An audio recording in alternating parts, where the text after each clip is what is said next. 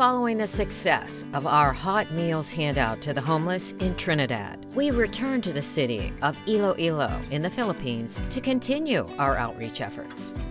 Iloilo doesn't even number in the top 10 of the Philippines' largest cities, but it's become known as the Wakanda of the Philippines for the city's accomplishments in the fight against COVID-19. It adopted lockdown and social distancing early, acquired extra testing kits from South Korea, constructed a COVID-19 lab with a 1,000-bed isolation ward, amended anti-discrimination laws to include discrimination of profession protecting frontline workers. The local maritime university repurposed their training vessel as a temporary lodging for medical frontliners, and they organized hundreds of community kitchens serving meals and food to the poor. With leadership in Iloilo so proactive, you might think finding homeless in the streets would be difficult, and you'd be right. But even in the Wakanda of the Philippines, the hungry and the poor can be found if you know how to locate them. So, at 6 a.m. on May 2nd, we got cooking and prepared meals of chicken adobo, chicken and vegetable stir-fry, and rice.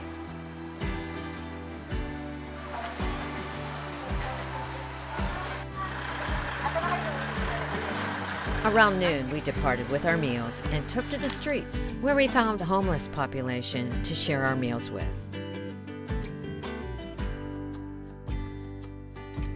Then we visited the Dalayunan Home for Boys.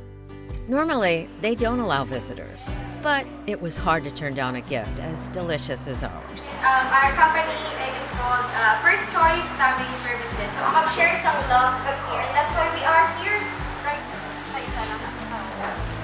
The bags contained chocolates, cookies, and candy, and our visit was recognized on their Facebook page.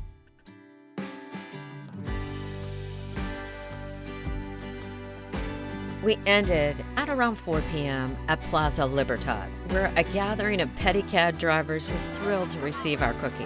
Pedicab drivers only make about $3 a day on a good day. Many of them asked for additional boxes so they could take them home to their families, and we happily handed them over. We also met Albert, a homeless man who depends on donations as he works to find parking spaces for car owners around the plaza. A stroke left him paralyzed in his right arm. He ate his meal immediately, telling us our coming was a blessing. Our very last meal went to a pedicab driver who told us he would take it home to his daughter because today was her birthday. From a distance, it might seem unnecessary to provide meals to the impoverished in a city that's so proactive in helping its citizens. But we believe places where the needy are hard to find need our help even more, because when they're out of sight, they get less help. When the hungry slip through the cracks, we go looking in the cracks.